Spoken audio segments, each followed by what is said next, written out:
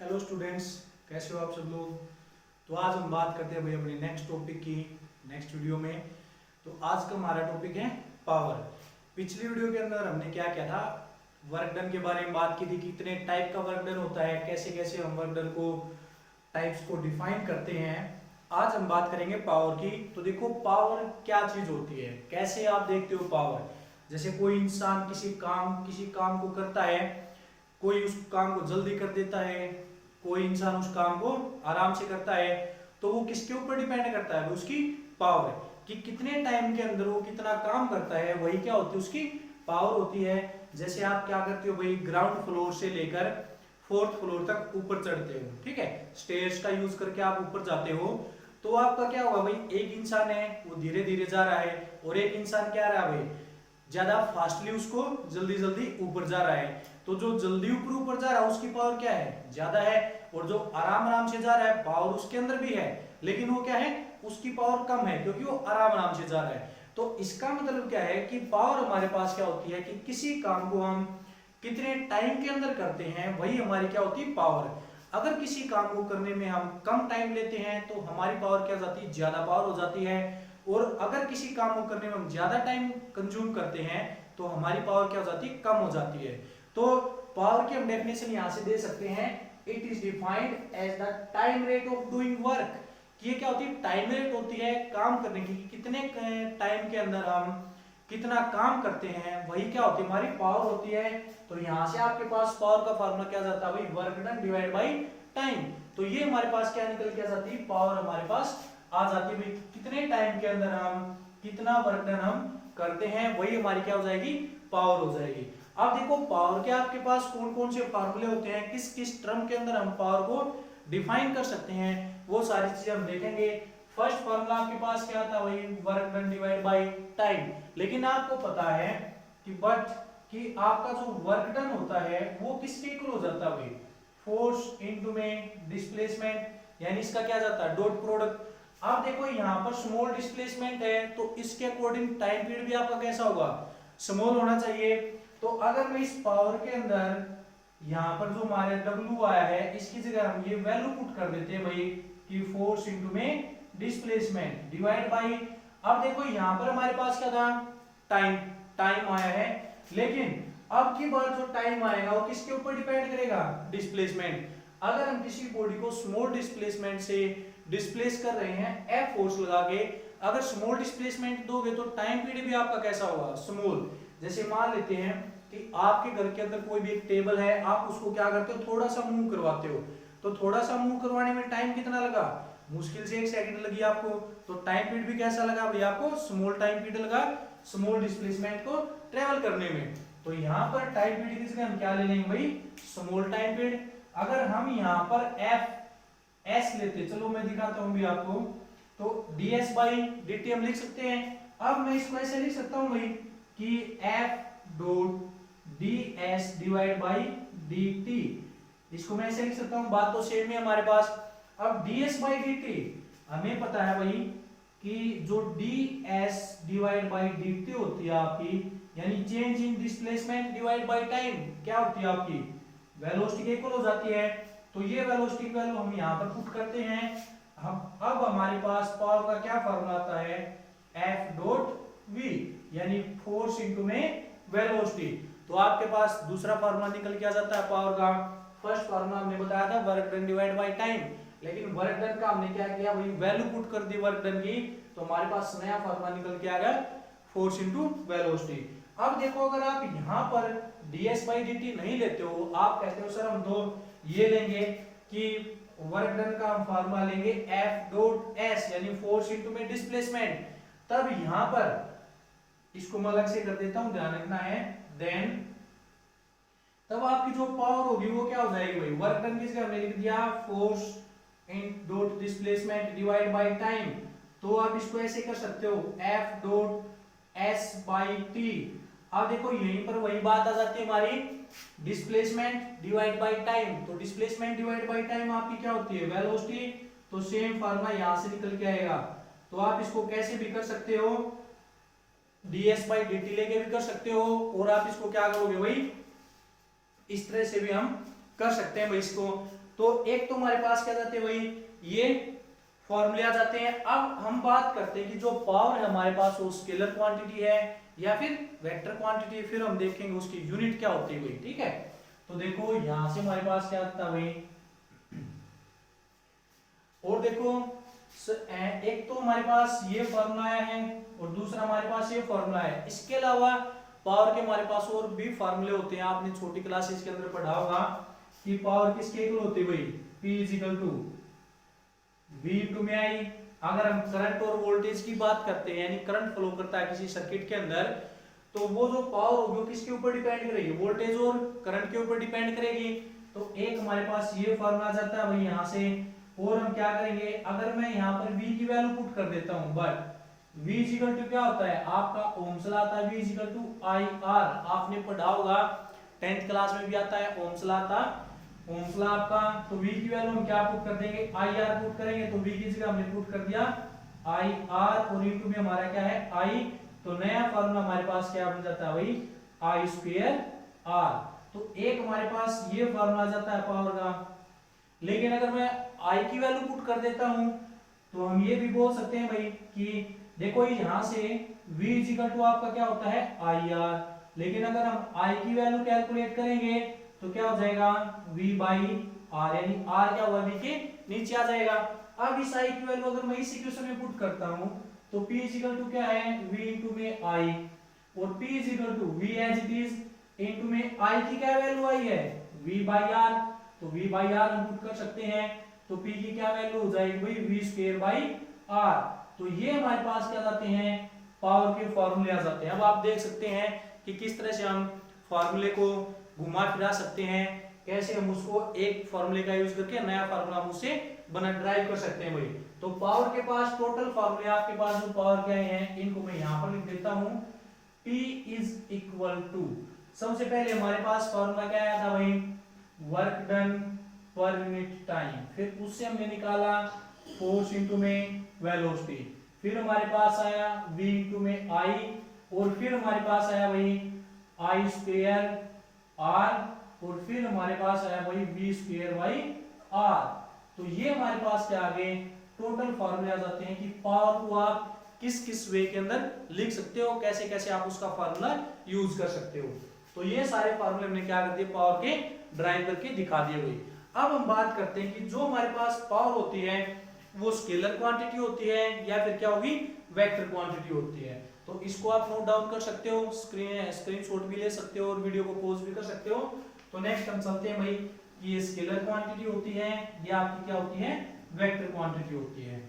तो उसके बारे में हम देखते हैं। तो यहां से देखो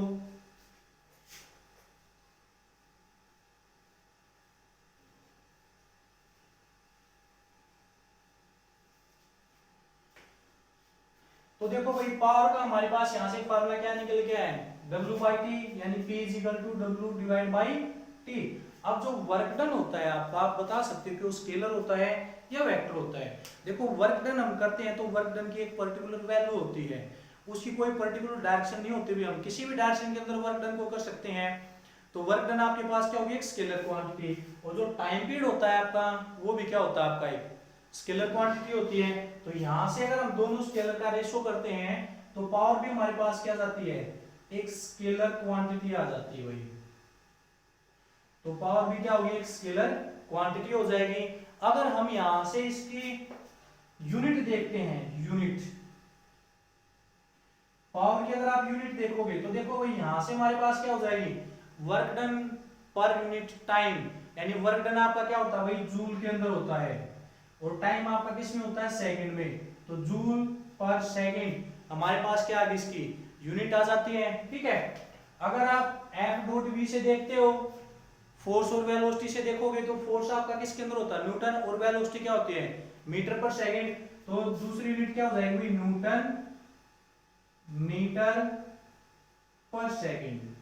ठीक है, इसी तरह V इंटू आई से करंट आपका एम्पियर के अंदर, वोल्टेज आपकी वोल्ट के अंदर, तो वोल्ट पर एम्पियर हो जाएगी इससे वोल्ट पर एम्पियर। ठीक है, इसी तरह आई स्क्वायर आर करंट आपका किस में जाएगा एम्पियर के अंदर, और रेजिस्टेंस किस में होता है ओम्स के अंदर। ठीक है, तो आपका क्या हो जाएगा एम्पियर ओम एम्पियर। तो ये आपकी यूनिट होती है भाई, इस तरह से आप यूनिट निकाल सकते हो। लेकिन जो मोस्टली जो आप यूनिट यूज करते हैं वो कौन सी यूज करते हैं, हम work done per unit time वाली हम यूनिट यूज करते हैं इस पावर की भाई। अब देखो अगर पावर की जो और यूनिट क्या होती है हमारे पास, पावर की एक तो हमने यहां से निकाल दी, दूसरी क्या होती है भाई, वाट होती है। घरों के अंदर जो आपके मीटर लगे होते हैं बिजली वाले, तो उसके अंदर जो पावर जाती है वो किस में नापी जाती है, आपकी किलोवाट के अंदर या वाट के अंदर वो मेजर की जाती है। तो वाट भी आपकी क्या होती है, यूनिट होती है आपकी पावर की भाई, ठीक है। अब देखो अगर आप डिफाइन करते हो कि 1 वाट पावर आपकी कितनी होती है, तो उसको हम देखते हैं।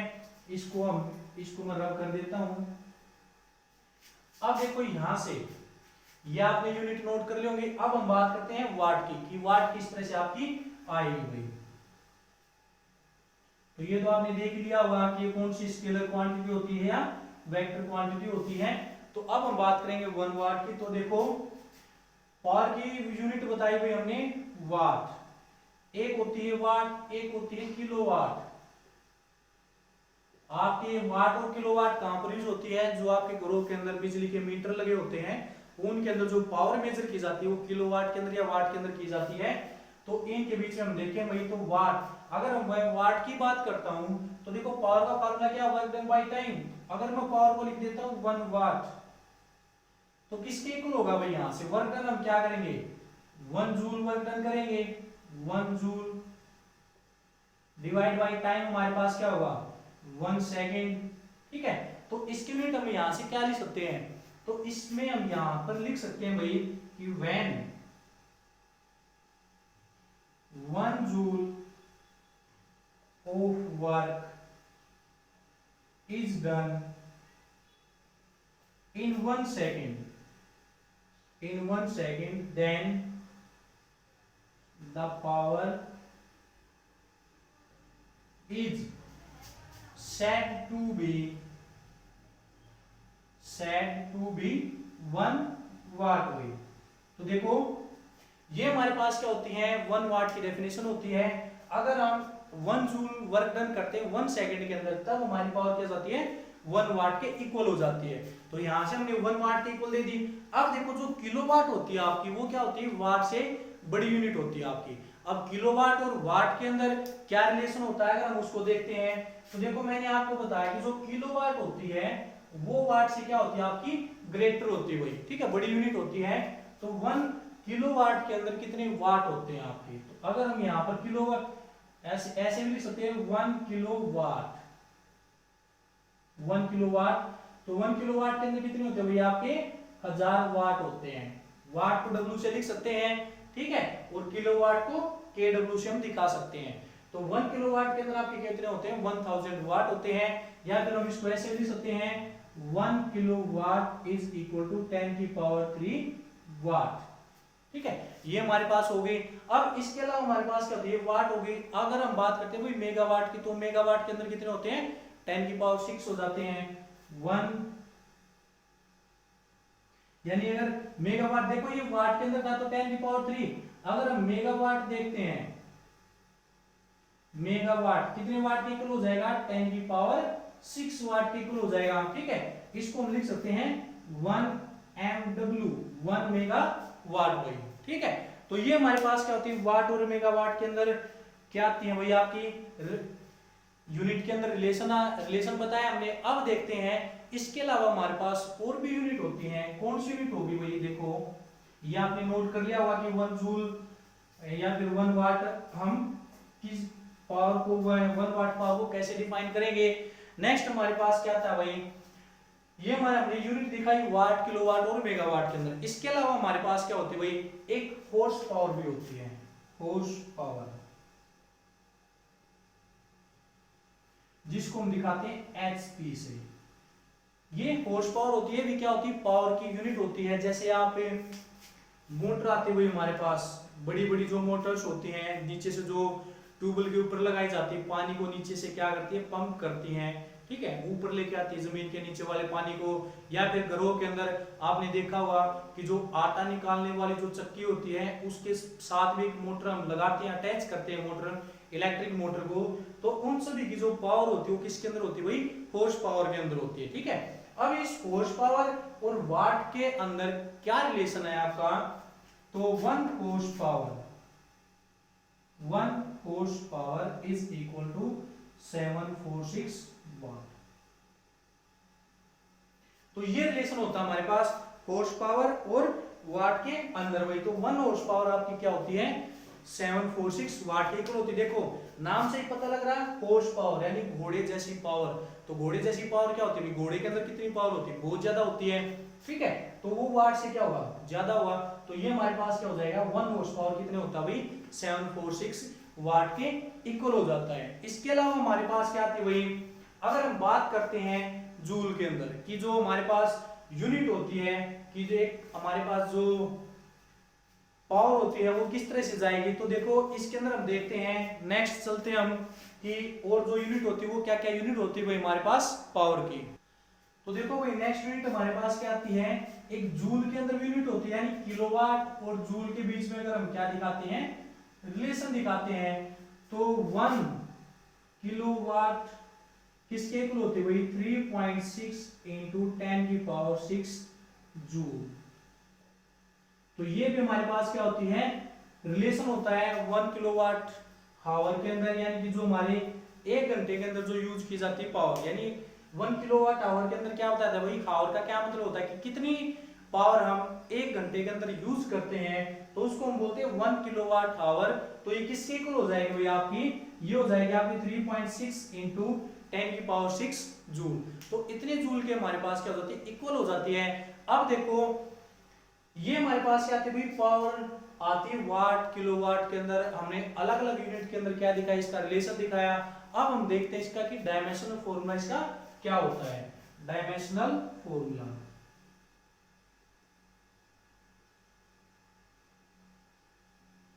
तो देखो डायमेंशनल फॉर्मूला आपका क्या होगा भाई पावर का, पावर आपको पता है क्या होती है, work done per unit time. अब वर्क डन का डायमेंशनल फॉर्मूला आपको याद होना चाहिए क्योंकि आप पहले पढ़ चुके हो इन चीजों को, तो आपको ये ओरली याद होनी चाहिए भाई। तो वर्क डन हमारे पास क्या होता है, m1 l2 t-2, ये हमारे पास क्या आ जाएगा, वर्क डन आ जाएगा, डिवाइड बाय टाइम का क्या होता है भाई, t होता है। तो t को जब हम ऊपर लेके जाएंगे तो माइनस में हो जाएगी पावर, तो टोटल पावर कितनी हो जाएगी, m1 l2 t-3। तो ये हमारे पास क्या जाता है भाई, डायमेंशनल फॉर्मूला जाता है किसका, पावर का। आप किसी भी क्वांटिटी के अंदर जाओगे +1 क्लास में या +2 क्लास के अंदर, आपको डायमेंशनल फॉर्मूला और उसकी जो यूनिट है वो आपको बहुत अच्छे से याद रखनी होगी।